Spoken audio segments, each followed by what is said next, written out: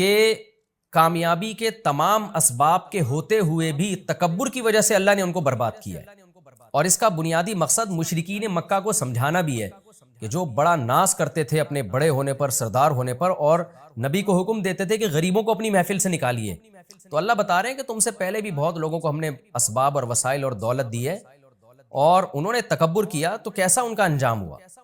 تو تم بھی کبر سے بچو، تکبر سے بچو، اللہ کی طرف نسبت کرو۔ تو پہلے بھی ملحد لوگ گزرے ہیں جو خدا کے منکر تھے، آخرت کے منکر تھے، دولت پہ اور کامیابی کے نقشوں کو دیکھ کر وہ دھوکے میں پڑ گئے اور سمجھنے لگے جیسے ہم یہاں کامیاب ہیں تو ہمیشہ ہم کامیاب ہی رہیں گے۔ اس کے لیے اللہ نے نبی صلی اللہ علیہ وسلم کو حکم دیا کہ آپ ایک مثال بیان کیجئے، وَاضْرِبْ لَهُم مَثَلَ الرَّجُلَيْنِ، آپ ان کے لیے ایک مثال بیان کیجئے دو آدمیوں کی، دو دوست تھے یا دو گپ شپ لگانے والے تھے، تو ان میں سے ایک کو اللہ نے بہت مال اور اسباب دیے، دوسرا غریب تھا۔ تو جو دولت مند تھا وہ غریب پر اپنی فوقیت کس طرح سے بیان کرتا تھا، اس پہ کیسے اپنے بھرم میں لینے کی کوشش کرتا تھا اس کو، اور کیسے روپ ڈالتا تھا اس کے اوپر۔ اللہ فرماتے ہیں جعلنا لأحدہما جنتین، ہم نے دونوں میں سے ایک کے لیے دو باغ بنائے۔ اب دیکھو اللہ تعالیٰ نے کیسا نظام رکھا ہے، دو باغ تھے تو اللہ ایک مساوات کا نظام چلاتا، ایک کو ایک باغ دے دیتا، دوسرے کو دوسرا باغ دے دیتا۔ لیکن اللہ تعالیٰ کی حکمت ہے کہ کسی کو بہت دولت دے دیتے ہیں، کسی کو بالکل غریب بنا دیتے ہیں۔ اب ایک ہی کو دو باغ دے دیے، دوسرے کے پاس کچھ بھی نہیں ہے۔ جعلنا لأحدہما جنتین من اعناب، انگوروں کے باغ تھے، وحففناہما بنخل، اور باغ بھی ایسے خوبصورت کہ ہم نے کھجوروں کے درختوں سے ان کو ڈھانکا ہوا تھا، اور وجعلنا بینہما زرعا، اور ان دونوں باغوں کے بیچ میں بھی کھیتی تھی اس کی، جو اس کی پیداوار میں اور تجارت میں اضافے کا ذریعہ بنتی تھی۔ کلتا الجنتین آتت اکلہا، دونوں باغ اپنا اکل یعنی اپنا پھل دیا کرتے تھے، ولم تظلم منہ شیئا، اور اس میں ذرہ برابر بھی کمی نہیں کیا کرتے تھے، بھرپور طریقے سے اپنی پیداوار دیا کرتے تھے، جیسے باغ برکت والے باغ ہوتے ہیں۔ وفجرنا خلالہما نہرا، اور ان باغوں کے بیچ میں ہم نے پانی کا انتظام بھی کیا تھا، نہر تھی، تاکہ باغ کے مالک کو سیراب کرنے میں کوئی دشواری نہ ہو۔ وَكَانَ لَهُ ثَمَرٌ، اور اس شخص کے لیے اس کے علاوہ بھی ثمر تھا، یعنی ان باغوں کے علاوہ بھی اس کی سورس آف انکم تھی، پیسہ تھا اس کے پاس۔ فَقَالَ لِصَاحِبِهِ، اب ظاہر ہے جب باغ بھی پھل دے رہا ہے اور الگ سے تجارتیں بھی چل رہی ہیں اور دوست غریب ملے ہوئے ہیں، تو ظاہر ہے پھر دوستوں پر انسان اپنی دھاک جماتا ہے، روب جماتا ہے، ان پر اپنی فضیلت اور فوقیت شو کرتا ہے۔ تو یہاں بھی ایسا ہی ہوا، یہ تکبر میں آ گیا۔ فقال لصاحبہ، اپنے ساتھ چلنے والے یا بیٹھنے والے کے ساتھ کس سے کہنے لگا، وہو یحاورہ، اور وہ اس سے گپ شپ کر رہا تھا، بات چیت کر رہا تھا، باتیں ادھر ادھر کی ہو رہی تھی تو بیچ میں شو مارنا شروع کر دی۔ انا اکثر منک مالا، میرے پاس پیسے بھی زیادہ ہیں۔ جیسے ہوتا ہے نا شو بازی میں آتے ہیں لوگ ادھر ادھر کی باتیں کرتے ہوئے، کیا کہتے ہیں بھائی ہمارا بڑا بینک بیلنس ہے، وَأَعَزُّ نَفَرًا، اور نفر افرادی قوت بھی میری تجھ سے زیادہ ہے، میرے ملازمین دیکھو، میری اولاد دیکھو۔ پہلے زمانے میں لوگ اولاد کی کثرت پہ ہمیشہ فخر کرتے تھے، بچے زیادہ ہوتے تھے اور شو مارتے تھے، تو چونکہ اولاد کی کثرت کو وہ نعمت سمجھتے تھے۔ آج چونکہ فطرت سے باغی ہو رہی ہے انسانیت، فطرت سے بغاوت ہے کہ خاندانی نظام میاں بیوی کے سیٹ اپ کو چھوڑ کر گرل فرینڈ جو گدھے گھوڑوں کا کام ہے وہ کام شروع کر دیا، اور اس سے زیادہ فطرت کے باغی بنے ہیں تو ہومو سیکچولیٹی کو فروغ دینے کی کوشش کر رہے ہیں، جو مرد مرد سے اور عورت عورت سے۔ اور تو یہ جو نسل روکنا ہے نا کہ بچے کم ہوں، تو یہ بھی فطرت سے بغاوت ہے کہ جو چیز آپ کے لیے نعمت تھی، بڑھاپے کا سہارا تھی، اسی کو عذاب سمجھنا شروع کر دیا۔ یہب لمن یشاء اناثا، قرآن کہتے ہیں جس کو چاہتا ہوں بیٹیاں گفٹ دیتا ہوں، گفٹ کا لفظ استعمال کرتا ہے، جس کو چاہتا ہوں بیٹے گفٹ دیتا ہوں، تو جو گفٹ تھا اس کو پینلٹی سمجھنا شروع کر دیا۔ یہ سب انسان کے نا بے عقل ہونے کی دلیل ہے کہ سائنسی ترقی تو بہت کر رہا ہے مگر فطرت سے باغی بنتا چلا جا رہا ہے۔ تو وہ فخر کر رہا ہے کہ میرے پاس افراد بھی زیادہ ہیں، اولاد بھی، بظاہر سے اولاد ہی مراد ہے، کیونکہ آگے جو اس کے دوست نے جواب دیا نا تو اس کی اولاد کم تھی، تبھی اس نے کہا کہ میری اولاد کم ہے تو اس پہ تو فخر نہ کر کہ تیری اولاد زیادہ ہے۔ وَدَخَلَ جَنَّتَهُ، اور وہ اپنے باغ میں داخل ہوا، وَهُوَ ظَالِمٌ لِنَفْسِهِ، قرآن کہہ رہا ہے اپنی جان پہ ظلم کر رہا تھا وہ، یعنی اسے پتہ نہیں تھا کہ میں جو الفاظ آگے بولوں گا یہ میں اپنا ہی نقصان کر رہا ہوں۔ وہ کیسے اس نے جان پہ ظلم کیا؟ قَالَ مَا أَظُنُّ أَن تَبِيدَ هَٰذِهِ أَبَدًا، اپنے دوست سے کہنے لگا میں نہیں سمجھتا کہ یہ کبھی ہلاک ہوگا، یعنی اسباب پہ نظر کر رہا ہے، جیسے کہ ملحد لوگ کرتے ہیں، ایتھیس لوگ کرتے ہیں، مذہب کے منکر اور جو نام نہاد لبرل ہیں وہ کرتے ہیں۔ وہ اسباب کو دیکھتے ہیں. دیکھیں اصحاب کہف کے بعد یہ واقعہ کتنی زبردست ربط ہے نا آپس میں. اصحاب کہف دیکھ رہے ہیں کہ کوئی سبب نہیں ہے، لیکن کیا کہہ رہے ہیں کہ امید ہے کہ ہمارا رب ہمیں ہماری رہنمائی کرے گا، ہمیں اچھا ٹھکانہ دے گا. وہ امید کی باتیں کر رہے ہیں جبکہ اسباب بالکل بھی نہیں ہے. تو اور یہ کیا کر رہے ہیں کہ اسباب پہ اعتماد کر کے بیٹھ گئے ہیں. یہ کہہ رہے ہیں کہ میرا اتنا اچھا باغ ہے اور نہر بھی ہے اور پانی کا بھی انتظام ہے، تو کیوں تباہ ہوگا بھائی باغ؟ یہ مطلب یہ ہے کہ اللہ کیا ہوتا ہے، مقصد اللہ کی نفی تھی کہ کوئی خدا نہیں ہے، ہمیں کسی سے ڈرنے کی ضرورت نہیں ہے، سب کچھ ہے، بارشیں برس رہی ہیں، نہریں چل رہی ہیں اور بہترین میرا بزنس ہے، تو اس کو کوئی نقصان نہیں پہنچا سکتا. کیونکہ اس زمانے میں بھی علماء جو نیک لوگ تھے ڈراتے تھے نا مالداروں کو کہ بھئی اللہ کی اطاعت کرو، شرک مت کرو. تو اس نے بھی وہی کام کیا کہ علماء کا مذاق اڑانا شروع کیا، یا پیغمبروں کی تعلیمات کا جو اس زمانے میں تعلیمات تھیں ان کا مذاق اڑانا شروع کیا. یہ واقعہ کب ہوا، کہاں ہوا، یقینی طور پر ہمیں اس کا کسی تاریخی کتاب سے یقینی ثبوت نہیں ملتا. البتہ کچھ آثار ملتے ہیں، حضرت مفتی تقی عثمانی صاحب نے بھی اپنے سفر نامے میں ذکر کیا، لیکن انہوں نے بھی اس کا تذکرہ کیا کہ یقینی نہیں ہے یہ. تو جب یقینی نہیں ہے تو ہم کیوں اس میں رائے پیش کریں؟ بس ہمیں یہ پتہ ہے کہ رسول اللہ صلی اللہ علیہ وسلم کے دنیا میں آنے سے پہلے پچھلی امتوں میں یہ واقعہ ہوا ہے. اس سے زیادہ ہم اس کے بارے میں نہیں جانتے. تو قال ما اظن ان تبید هذه ابدا، اس نے کہا کہ میں نہیں سمجھتا یہ کبھی ختم ہوگا. لہذا میں کوئی ڈرنے کی، گھبرانے کی، اللہ کے شکر ادا کرنے کی، گناہوں کو چھوڑنے کی، یہ مذہبی اسکالرز کی باتیں، ان بکھیڑوں میں پڑھنے کی ضرورت نہیں ہے. وما اظن الساعة قائمة، رہا یہ مسئلہ کہ جو اہل اللہ ہیں، علماء ہیں، وہ تو کہتے ہیں قیامت قائم ہوگی، دنیا میں عذاب نہیں بھی آیا تو قیامت کے دن تو آئے گا.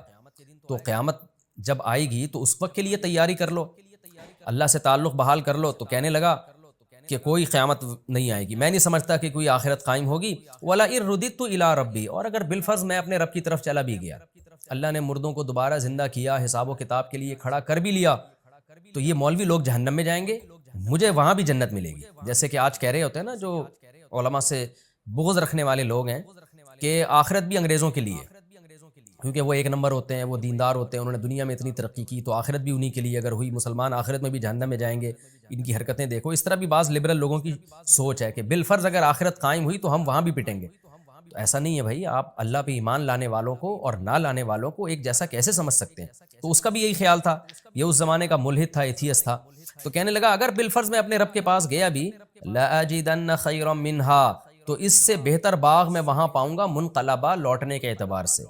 مطلب یہ کہ میری قابلیت اور اتنا کچھ میں نے اسٹرگل کی، ایمانداری کے ساتھ محنت کر کے میں یہاں تک پہنچا ہوں، تو اس کا مطلب میں ایک اچھا انسان ہوں. تو اگر بالفرض قیامت قائم ہو بھی گئی تو جیسے مجھے یہاں بہت کچھ ملا ہے میری محنت کی وجہ سے، تو وہاں بھی لازمی ملے گا مجھے. تو اس لیے اس کے لیے مجھے نماز روزے کی اور توحید کی اور ان سب بکھیڑے میں پڑھنے کی ضرورت نہیں ہے. لیکن اس کا جو دوست تھا، غریب تھا، وہ مسلمان تھا، اس نے کیا کہا؟ قال له صاحبه، اس کے دوست نے اس سے کہا، وَهُوَ يُحَاوِرُهُ، وہ بھی گپ شپ کر رہا تھا. کیا کہا؟ أَكَفَرْتَ بِالَّذِي خَلَقَكَ مِن تُرَابٍ، تو ایسی ذات کا انکار کرتا ہے جس نے تجھے مٹی سے پیدا کیا. کیا مطلب؟ زبان سے تو کہہ رہا ہے کہ میرا خدا ہے، لیکن تیرے عمل سے لگ رہا ہے کہ تو خدا کو نہیں مانتا. جو خدا کو مانتا ہے وہ سب سے پہلے ڈرتا ہے. وہ یہ نہیں کہتا کہ یہ باغ ہمیشہ رہے گا، وہ کہتا ہے کہ بھئی اللہ نے چاہا تو رہے گا، نہیں چاہا تو یہ 2 منٹ میں ختم کر دے اس کو. تو اصل طاقت اور قدرت تو اللہ کی ہے، تو اس خدا کا انکار کر رہا ہے جس کی یہ طاقت ہے کہ اس نے تمہیں مٹی سے بنایا، پھر پانی کے قطرے سے بنایا. تو جو پانی کے قطرے سے انسان بنا سکتا ہے، اتنا پاورفل، اتنا طاقتور، وہ چاہے تو تیرے باغ کو 2 منٹ میں ختم کر سکتا ہے. تو ایسے بے فکر ہو کے کیسے بیٹھ گیا ہے؟ جیسے کہ آج ملحد اور ایتھیس لوگ بیٹھ جاتے ہیں کہ کچھ نہیں ہونے والا.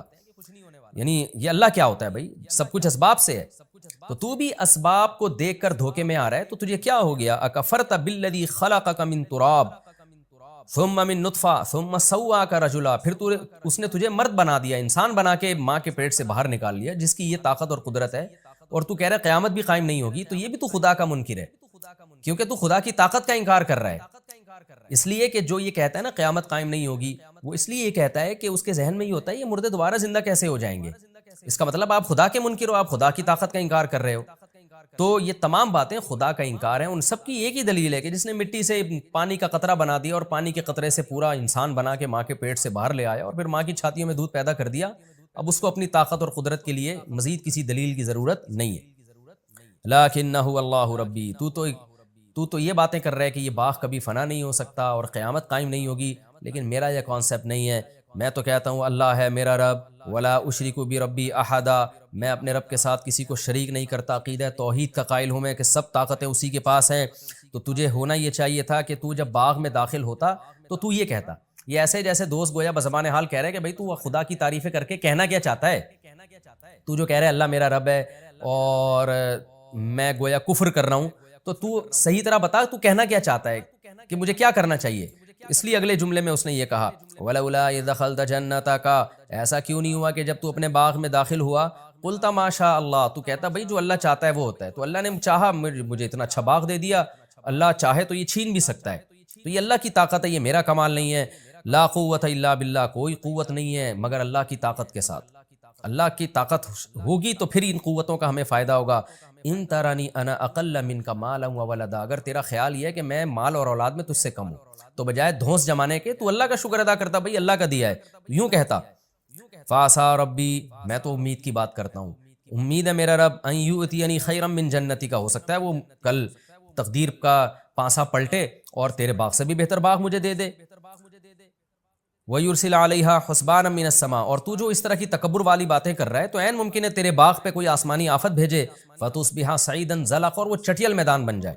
دیکھیں ناکامی کے نقشوں میں بات کیسی کر رہا ہے، امیدیں والی، کہ میرے پاس کچھ بھی نہیں ہے، آج کسی غریب کو تانا دیں تو وہ پھوٹ پھوٹ کے رونا شروع کر دے گا، لیکن اللہ بتا رہا ہے غریب کو بھی کہ بھائی بات تسلی کی کرو، بھائی اللہ نے دی ہے نا مجھے غربت، تو اللہ چاہے تو 2 منٹ میں مجھے دولت دے سکتا ہے۔ تو وہ غریب بھی چونکہ مسلمان تھا، اہل ایمان تھا، امید کی باتیں کر رہا ہے اور ڈپریشن کو ختم کر رہا ہے، اسٹریس کو ختم کر رہا ہے، فوراً کیا کہنے لگا، بھائی اللہ تعالیٰ چاہے تو 2 منٹ میں مجھے اس سے اچھا باغ دے دے، اور تو جو تکبر کر رہا ہے تیرے باغ کو 2 منٹ میں ہلاک کر دے، ختم کر دے۔ او یصبح ماؤها غورا، اور یہ جو نہروں پہ تو تکبر کر رہا ہے، تیرا پانی زمین میں دھسا دے اور تو اس پانی کو طلب کرنے کی طاقت ہی نہ رکھے۔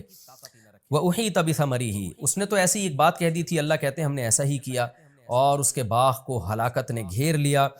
فَأَصْبَحَ يُقَلِّبُ كَفَّيْهِ عَلَى مَا أَنفَقَ فِيهَا، جو کچھ باغ میں اس نے انویسٹ کیا تھا اس پر کف افسوس ملنے لگا، اور وَهِيَ خَاوِيَةٌ عَلَى عُرُوشِهَا، کوئی رات میں آسمانی آفت آئی ہے، صبح اٹھا تو سارا باغ الٹا پڑا ہوا تھا۔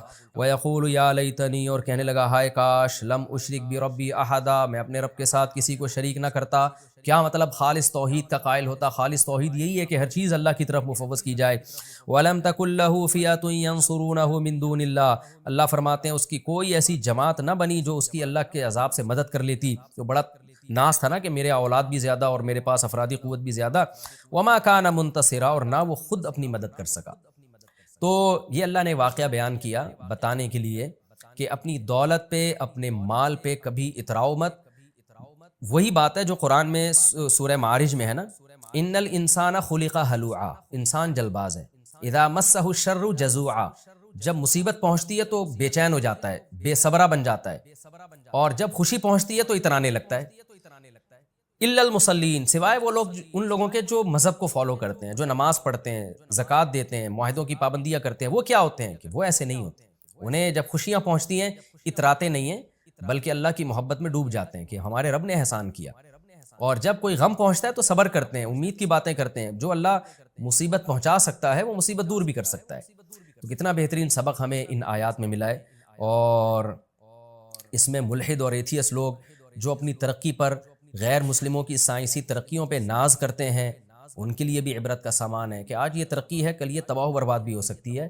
ہم تو ایک بات جانتے ہیں، جس خدا نے پانی سے انسان کو بنایا یہ آٹومیٹیکلی نہیں ہو سکتا، یہ خدا کا کام ہے، اور ایسے سافٹ ویئر ماں کے پیٹ میں انسٹال کر دیے اور اس پانی کے قطرے میں انسٹال کر دیے کہ تھوڑے دنوں میں وہ ناک کان آنکھ دل دماغ جگر بن کے ماں کے پیٹ سے باہر آئے اور پھر چھاتیوں میں فوراً دودھ پیدا ہو جائے۔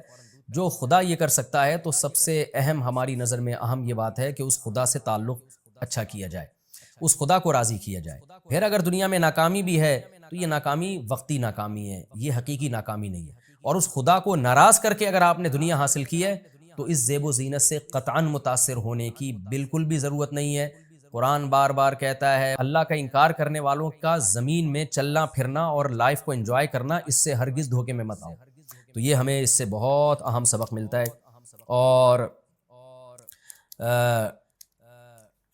دونوں واقعات جو اللہ نے ایک ساتھ بیان کر دیے نا، اصحاب کہف کا بھی اور یہ اصحاب باغ کا بھی، تو اس سے ڈپریشن بھی ختم ہوتی ہے انسان کی، کہ آپ ناکامی نظر آ رہی ہے ہر طرف، تو بھائی اللہ تو ہے نا، اللہ سب کچھ کر سکتا ہے، تو جو اللہ تعالیٰ نے ہمیں ڈپریشن اور اسٹریس دور کرنے کے طریقے بیان کیے نا، وہ آج کسی ماہر نفسیات کے پاس نہیں۔ ہنالک الولایۃ للہ الحق، میرا خیال لفظی ترجمے میں نے شاید یہ والی آیت چھوڑ دی تھی، تو خیر اب کمپلیٹ کر لیتا ہوں۔ ہنالک کا مطلب ہوتا ہے یہاں، یعنی اس موقع پہ۔ ولایا مدد کو کہتے ہیں، للہ الحق، اس اللہ کے لیے جو برحق ہے، یعنی ایسے موقع پہ جب اس طرح کی کوئی قدرتی آفت آئے تو مدد اس اللہ ہی کے لیے ہے جو برحق ہے، وہی مدد کر سکتا ہے اگر کرنا چاہے تو۔ ہوا خیر ثوابا، وہ اللہ بہتر ہے بدلے کے اعتبار سے بھی، وہ خیر عقبا، اور بہتر ہے انجام کے اعتبار سے بھی، یعنی اس اللہ کا بدلہ اور جو رزلٹ ہے اللہ سے دوستی کا وہ بہرحال بہتر ہے، جو اللہ انجام بھی اچھا کرے گا اور ثواب بھی، بدلہ بھی دنیا کے لحاظ سے بہت اچھا دیتا ہے۔ تو کیا مطلب کہ یہ جو باغ ہلاک ہو گیا اس شخص کا، تو ایسے موقع پہ مدد بھی اللہ کر سکتا ہے، اور اللہ کو راضی کرو گے تو انجام بھی اچھا ہوگا اور ثواب بھی اچھا ملے گا۔ تو چونکہ اس شخص نے اللہ کو راضی نہیں کیا تو اب انجام بھی اچھا نہیں ہے اور حال بھی اچھا نہیں ہے، اللہ نے کیسے باغ کو تباہ و برباد کر دیا۔ یہ ہمارا رکوع الحمدللہ کمپلیٹ ہو گیا۔ اس رکوع میں جو ہمیں اسباق ملتے ہیں، ایک تو یہی سبق ملتا ہے کہ تکبر نہیں کرنا چاہیے۔